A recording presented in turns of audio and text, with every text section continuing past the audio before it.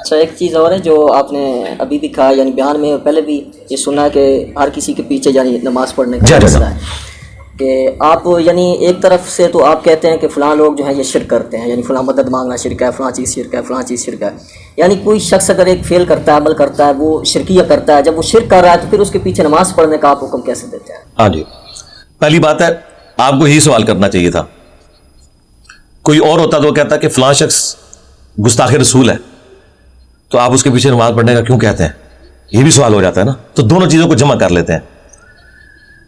بریلوی جب نہیں اسی کا اگر دے دیں نہیں سرکار میں تو پورا نہیں نا میں بریلوی جب اپنی مظلومیت کا اظہار کہیں کرتے ہیں تو کہتے ہیں دیکھو جی علی بھائی ایک طرف کہتے ہیں ہم شرک کرتے ہیں، پھر کہتے ہیں ہمارے پیچھے نماز بھی ہو جاتی ہے. اچھا پھر ہم ان کو کہتے ہیں کہ یار اہل حدیث بھی آپ کے بارے میں کچھ سوچتے ہیں اور آپ اہل حدیثوں کے بارے میں سوچتے ہیں کہ گستاخ رسول ہیں، تو علی بھائی تو کہتے ہیں اہل حدیث کے پیچھے بھی نماز ہو جاتی ہے جس کو بریلوی گستاخ رسول سمجھتے ہیں.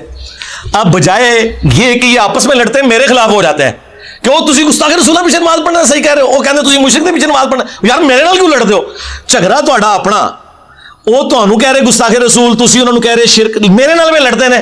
اہل حدیث آ کے لڑتے ہو تسی جناب مشرکاں دے پیچھے نماز نو صحیح کہہ رہے ہو، بریلوی آ کے مینوں کہندے ہو تسی گستاخان رسول پیچھے نماز نو صحیح. اللہ دے بندو تہاڈیاں لڑائیاں آپس لڑو، میرے نال کیوں لڑتے ہو؟ میں تے تاں مجرم ہواں جے تے میں کہاں تہاڈے پیچھے نماز نہیں ہوتی، تسی تم میرے پیچھے نماز دا کیوں کہنا ہے؟ تو میں تو نہیں کہہ رہا، تو جھگڑا ہی ختم ہو گیا.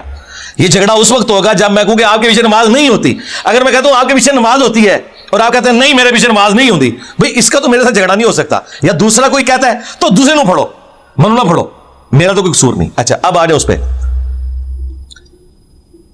کیا خوارج حضرت علی کو کافر کہتے تھے؟ ہاں. حضرت علی نے کبھی ان کو کافر کہا؟ نہیں، انہوں نے پھر حضرت علی کے پیچھے نمازیں پڑھی. یار تو اگلی بات ہے، پہلے تو ایمان تول لیں نا.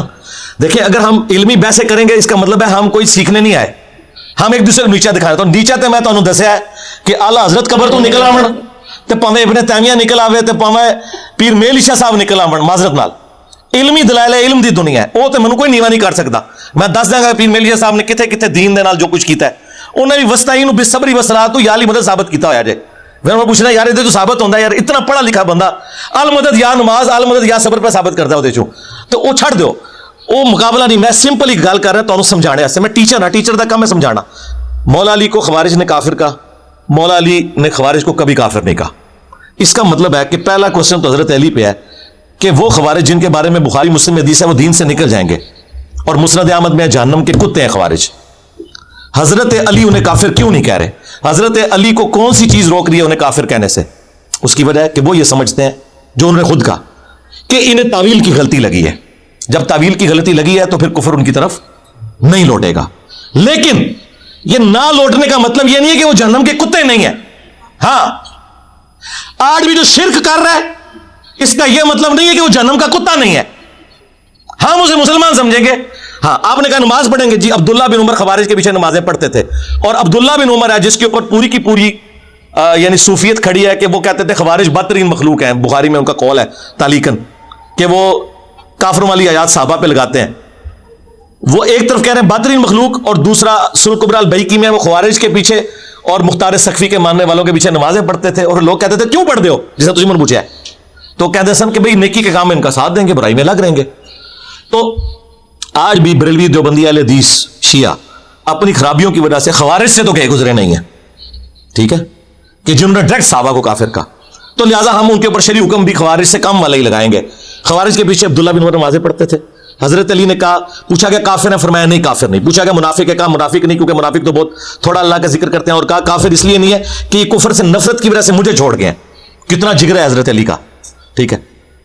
تو قرآن کی روح سے جو کافر اور منافق نہ ہو تو مسلمان ہوتا ہے. جس طرح مرد عورت اور مخنث ہی ہوتا ہے، چوتھی کوئی مخلوق نہیں ہے. دین میں بھی 3 مخلوقات ہیں، کافر، منافق اور مسلمان. ہاں مسلمان میں آپ کہہ سکتے ہیں ڈھیلا مسلمان، فاسق مسلمان، باغی مسلمان، خارجی مسلمان، ہے مسلمان ہی ہے. حضرت علی نے خود انہیں مسلمان کہا. اب جب مسلمان کوئی ہو جاتا ہے نا اس کے پیچھے نماز ہمارے نزدیک جائز ہے. آپ کہتے ہیں کہ مسلمان کے پیچھے نماز نہیں ہوتی، تو ہمیں وہ دلیل چاہیے جس دلیل میں لکھا ہو کہ مسلمان کے پیچھے نماز نہیں ہوتی، کیونکہ دلیل نہ پڑھنے والے نے دینی ہوتی ہے، پڑھنے والے نے دلیل نہیں دینی.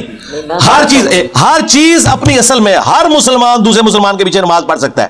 اگر کوئی کہتا ہے نا کسی مسلمان کی دوسرے مسلمان کے پیچھے نماز نہیں ہوتی, دلیل اس نے دینی ہے, ہم نے صرف اس کا اسلام ثابت کرنا ہے. ہاں عقیدے کی خرابیاں, وہ میں نے بتایا خوارج حضرت علی کو کافر کہتے تھے, بخاری کی حدیث ہے جو کسی مسلمان کو کافر کہے کفر اس پہ لوٹ جائے گا. ان پہ کفر لوٹتا تھا لیکن ان کی تعویل کی غلطی سے انہیں مسلمان ٹریٹ کیا کہ ہمارا ہی موقف یہ ہے. ٹھیک ہے, اس وجہ سے ہم بریلیوں کے پیچھے بھی نماز کو جائز سمجھتے ہیں اور اہل حدیث کے پیچھے بھی نماز کو جائز سمجھتے ہیں. اور خود آپ دیکھیں پیر میر علی شاہ صاحب کو ملنے کے لیے ثناء اللہ امرتسری گئے جب قادیانی کے خلاف تحریک تھی, انہوں نے گولڈا شریف اپنے مسلح پہ انہیں کھڑا کر کے پیچھے نماز پڑھی ہے. تو اعلیٰ حضرت کے نزدیک پیر میر علی شاہ صاحب کا نکاح ٹوٹ گیا. ہاں ہائے ہائے, دیکھو آج کتنے دماغ گیا ہے میرا, کتنے دماغ گیا ہے میرا. ہاں ظاہر ہے نجدی کو سلام کرنا کیوں نہیں, دسنا تجھے بریلوی رہے ہو, غلط پہ کہنا میں. اعلیٰ حضرت کے نزدیک, اعلیٰ حضرت احمد صاحب بریلوی کے نزدیک اعلیٰ حضرت گولڈی کا نکاح ٹوٹ چکا ہے کیونکہ انہوں نے ثناء اللہ امرتسری کے پیچھے نماز پڑھی ہے.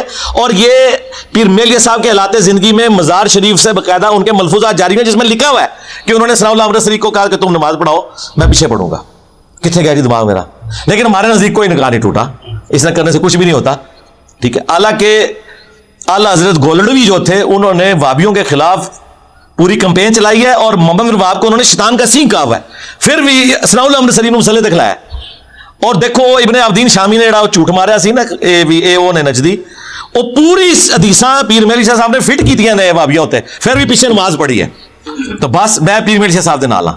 ٹھیک ہو گیا جی. دو تین باتیں میں نے اور کرنی ہے, اور اگر آپ اجازت دیں تو یا اس کا بھی جواب دے دوں. نہیں میں نے جواب نہیں لینا آپ سے, میں نے کوئی جواب لینا. میں پیر میرے شاہ صاحب کا جو منصوب ہے یہ ہمارے نزدیک یہ واقعہ ثابت نہیں. تو وہ جو گولڈا شریف سے ان کے ملفوظات چھپے ہیں وہ جعلی ہیں. جعلی وہ تو کسی کے ملفوظات پہ بھی ہو سکتا ہے نا. وہ سرکار گولڈا شریف والوں نے جو اپنی ذمہ داری سے ان کے لاتے زندگی ان کے مزار شریف سے چھپے ہیں, غلط ہو سکتی ہیں وہ غلط ہے. جی بالکل غلط غلط ہے. اچھا ٹھیک, اچھی بات ہے. ان گولڈ والے جانتے تسی جانو. ٹھیک ہو گیا.